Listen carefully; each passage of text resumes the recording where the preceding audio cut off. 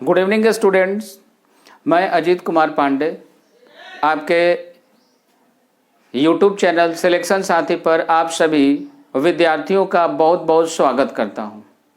तो आज मैं आपको इंग्लिश का एक बहुत ही इम्पॉर्टेंट कॉन्सेप्ट सिखाने जा रहा हूं। कॉन्सेप्ट क्या है, इसकी चर्चा हम लोग करें।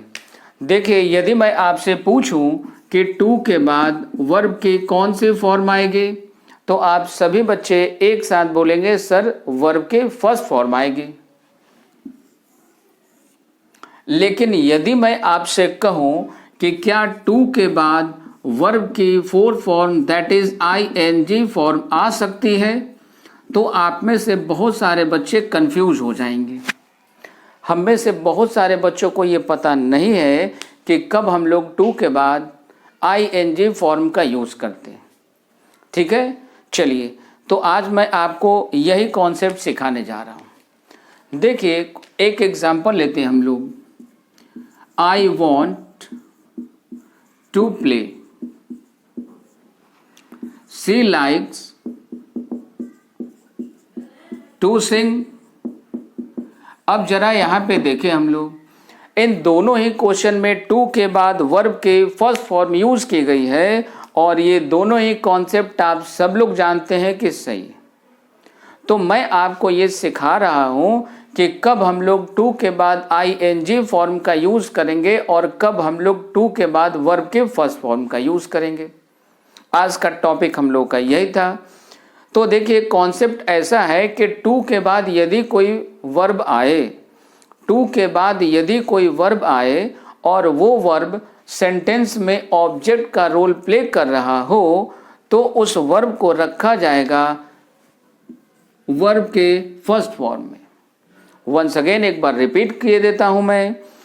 यदि टू के बाद कोई वर्ब आए और वो वर्ब सेंटेंस में ऑब्जेक्ट का रोल प्ले करे, तो इसे रखा जाएगा वर्ब के फर्स्ट फॉर्म में।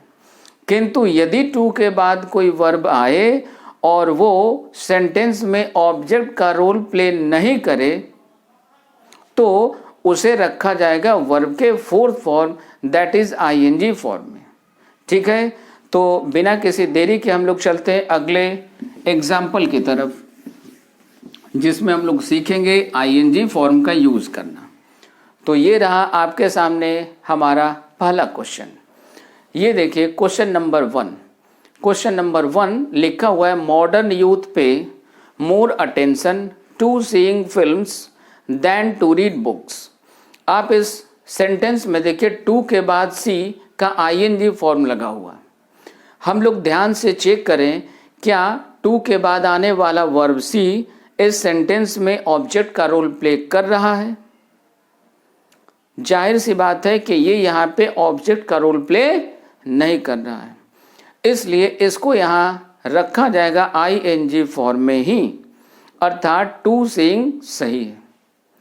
इसमें एरर था, अगले पार्ट में टू रीड की जगह यूज करेंगे टू रीडिंग। ये पैरेललिज्म का कॉन्सेप्ट है, जिसकी चर्चा हम लोग आगे किसी वीडियो क्लास में करेंगे। ठीक है, चलते हैं हम लोग अगले क्वेश्चन की तरफ। They are allergic to reading at night. They are allergic to reading at night. अब देखिए, एलर्जिक के बाद टू रीड आ सकता है क्या? यदि आपको कन्फ्यूजन हो तो फिर वही बात हम लोग क्या चेक करेंगे, टू के बाद जो वर्ब लिखा हुआ है क्या वो सेंटेंस में ऑब्जेक्ट का रोल प्ले कर रहा है। यदि ये ऑब्जेक्ट का रोल प्ले करेगा तो हम लोग यूज करेंगे वर्ब का फर्स्ट फॉर्म, और यदि ये ऑब्जेक्ट का रोल प्ले नहीं करेगा तो हम लोग यूज करेंगे वर्ब का आईएनजी फॉर्म। ठीक है, तो इस क्वेश्चन में देखें, एलर्जिक के बाद टू के बाद जो वर्ब आया है क्या ऑब्जेक्ट का रोल प्ले कर रहा है? नहीं, इसलिए यहाँ भी हम लोग यूज करेंगे वर्ब का फोर्थ फॉर्म। तो अब बढ़ते हम लोग अगले क्वेश्चन की तरफ। India is poised to become a powerful economic country. ठीक है, इस सेंटेंस में जरा ध्यान से देखिए, पॉइज्ड टू के बाद लिखा हुआ है बिकम। अब बिकम क्या इस सेंटेंस में ऑब्जेक्ट का रोल प्ले कर रहा है? ध्यान से देखिए, इस कॉन्सेप्ट को सीखने का प्रयास कीजिए। यहाँ भी टू के बाद जो वर्ब बिकम है ये ऑब्जेक्ट का रोल प्ले नहीं कर रहा है, इसलिए इसे भी हम लोग रखेंगे आईएनजी फॉर्म में, यानी बिकम को कन्वर्ट कर लेंगे बिकमिंग में। क्लियर है? अगले क्वेश्चन में चलते हैं। Weak immune system of elders is prone to affect their health frequently. यहाँ भी देखिए, इस क्वेश्चन में भी प्रोन टू के बाद अफेक्ट एक वर्ब का यूज किया गया है, और आप सिंपली चेक करेंगे ये वर्ब ऑब्जेक्ट का रोल प्ले कर रहा है या नहीं। तो यहां भी हम लोग देख पा रहे हैं कि वर्ब अफेक्ट ऑब्जेक्ट का रोल प्ले नहीं कर रहा है, इसलिए इस अफेक्ट को हम लोग रखेंगे आईएनजी फॉर्म, यानी अफेक्टिंग में कन्वर्ट करेंगे। तो आप सब लोग अफेक्ट को कन्वर्ट कर लेंगे आईएनजी फॉर्म अफेक्टिंग में। क्लियर? अगले क्वेश्चन की तरफ चले हम लोग। She assented him to promote his brother on YouTube channel. अब आप देखें यहाँ पे टू के बाद प्रोमोट वर्ब का यूज किया गया, और ये प्रोमोट भी इस सेंटेंस में ऑब्जेक्ट का रोल प्ले नहीं कर रहा है, इसलिए इस प्रोमोट को भी हम लोग कन्वर्ट करेंगे वर्ब के फोर्थ फॉर्म अर्थात आईएनजी फॉर्म में। क्लियर है? अब हम लोग चलते हैं अगले क्वेश्चन में। आज का ये आखिरी question, last question. Because the labours were running out of money. Because the labours were running out of money they reconciled to go to their village on foot। Clear है? अब आते हैं यहाँ पे हम लोग इस क्वेश्चन में देखें। देखिए रिकॉन्साइल्ड टू के बाद लिखा हुआ है गो।